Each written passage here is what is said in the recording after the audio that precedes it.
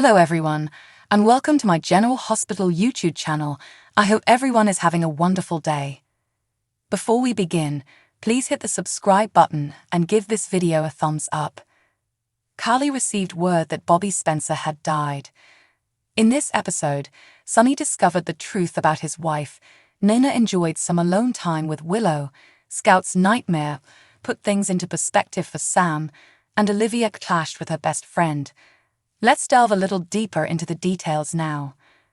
Carly was overjoyed to have her boyfriend back and in her bed. The couple eventually came up for air and some champagne. Carly pondered how she came to be so fortunate to have Drew at her disposal, but she didn't agree with his response. Drew was home because he was getting frustrated with the board and decided to check out and let someone else handle it before he blew the deal. Carly remarked that it didn't sound like him, and she was correct, but that wasn't the end of it. Drew expressed his dissatisfaction with being the nice person, particularly with playing nice at work with Ned. Carly disliked his new attitude and attempted to gently bring him back to the darling she adored. Drew retreated to deal with himself, leaving Carly alone in the kitchen. Her phone then rang, with an unknown caller on the screen. Drew returned to find Carly plainly in distress. She informed him that it was the embassy and that her mother had died. The horrible truth. Meanwhile, Nina was debating with herself in her office. She eventually decided to do the right thing and disclose the truth. She set out to accomplish precisely that, but was thwarted by Willow's visit. Willow had ripped her party dress and wanted a replacement. Nina relished the opportunity to play hero and save the day. She then talked about all of the amazing occasions they had missed. Willow was simply relieved that they were finally together.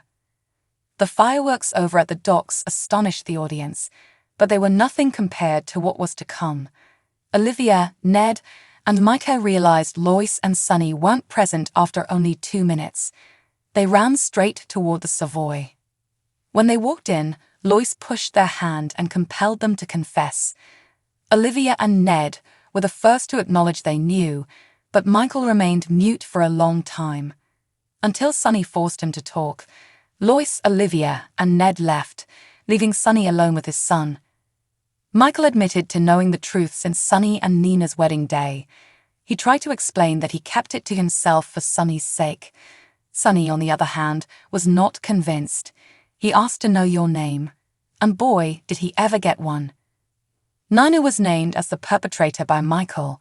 Willow and Nina arrived at the club at the same time. Brooklyn and Chase attempted a romantic evening in at the same time. Chase got a call and had to rush to work after they giggled about his father leaping out of a plane and making beautiful toasts to each other. Q had hardly adjusted to being alone when the trio returned home, setting off even more pyrotechnics. Olivia took Lois into the living room and ripped her apart. How could she? Lois attempted to justify her behavior, but she shoved the past in Olivia's face, and their friendship was shattered. Scout was interrupting Sam and Dante's romantic date the entire time. The child had a nightmare about her new school and begged her mother not to send her there. Sam, to her credit, was open to whatever Scout wanted. She vowed to keep her at her usual school, where she would be able to see all of her friends. However, once Scout was back in bed, Sam began to wonder if she had made a mistake. What will Drew say? Is this an indication that she is aware of Michael Corinthos' blackmailing tactics? Confessions, suspicion, and surprises are among the General Hospital spoilers for January 3, 2024. Look for Drew to comfort Carly in her time of need as well. Don't miss out on what will undoubtedly be an emotional episode. Willow has been in the dark for some months about her husband's and her mother's backstabbing and blackmail. Obviously, she had no idea that her recently discovered biological mother was the one who revealed Carly and Drew's identities. Clearly, she had no idea Michael had discovered the information and exploited it to his advantage. This explains why Nina hasn't been as present in Willow and Wiley's lives. Are Willow and Michael set to exchange words? Because the nurse now knows Michael knew the truth, she questions his motivations. She knows what Nina did, and she may understand why Nine has been absent and distracted in Willow and Wiley's lives recently. If this is the case, simply sit back, grab some popcorn, and watch the chaos unfold. Lois couldn't help herself, read about Lois deducing why Ned is innocent.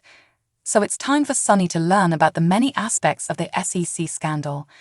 There's Nina's account, for example, as opposed to Ned's version of events. While Sunny's dots are connecting, Tracy, Jane Elliott, is about to make her own hazy connections and deductions. Except for Ned's involvement, she doesn't have much skin in the whistleblowing game. Is she making a connection with something else in her life? Like, instance, Lucy's assassination plot, in which Scott sets a honey trap for her and then steals all her money. How about Brooke Lynn's plan to steal deception from her and give it to Maxie? Ava has recently experienced a number of unexpected events. She's ready to have another one when she receives an unexpected guest. Is it the same person who has been giving her photos of a deceased Austin, Roger Howarth, and has hidden a gun in her drawer? Or is it someone else? Finally, Carly is dealing with one of the most difficult things someone can go through, the death of a parent. Carly is devastated because Bobby, Jacqueline Zeman, has left. Drew, thankfully, is with her and will be able to provide comfort in her time of need. What will that comfort entail? If you've fallen behind on General Hospital, Soap Hub can help you catch up on all the newest Port Charles events. Every weekend, we post a weekly update that informs you of the most important events that occurred and helps you understand where the show is currently at. He sold his company for $200 million, which impressed the GH star, but hearing how he got started impacted him deeply. General Hospital star Maurice Benard appeared a little taken aback by the news that Alex Clark is highly clever and creative, having founded a company that sold for $200 million. So he invited him to his State of Mind video podcast series on YouTube. Bernard was intrigued by how Clark came to be the kind of person who would accomplish what he has, so he dug a little deeper into Clark's past. He discovered that his father had assisted in raising a highly autonomous young man. Clark was so self-sufficient that when his parents divorced and his father lost his job and had to relocate, he elected to stay in California at the age of 16 or 17. He took 3 jobs to stay, including one at Starbucks, because he knew they provided health benefits. But at the age of 22, he got his big break in customer service for a 3D design software company that conducted top-secret work for companies like Lockheed Martin. Sometimes you get classified documents you're not really able to look at, but you are trying to help the customer, he said. I've got this really cool space, alien-looking thing. Oh, this has to be top secret, right? This is a super cool futuristic item.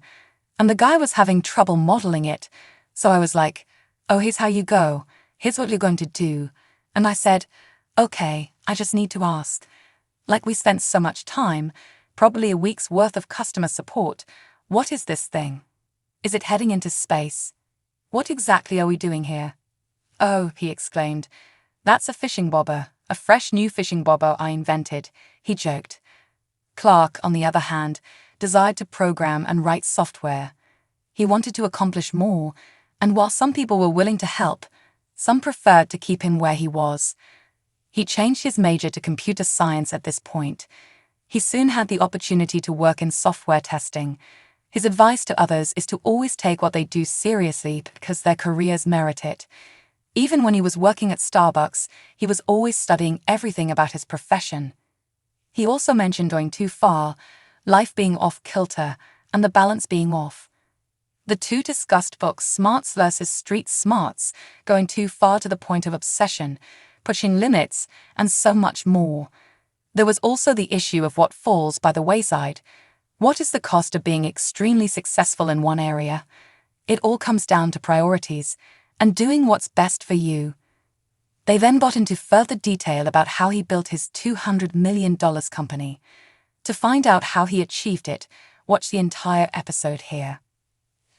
Thanks for watching. If you like this video, so please don't forget to subscribe my channel and don't miss any update.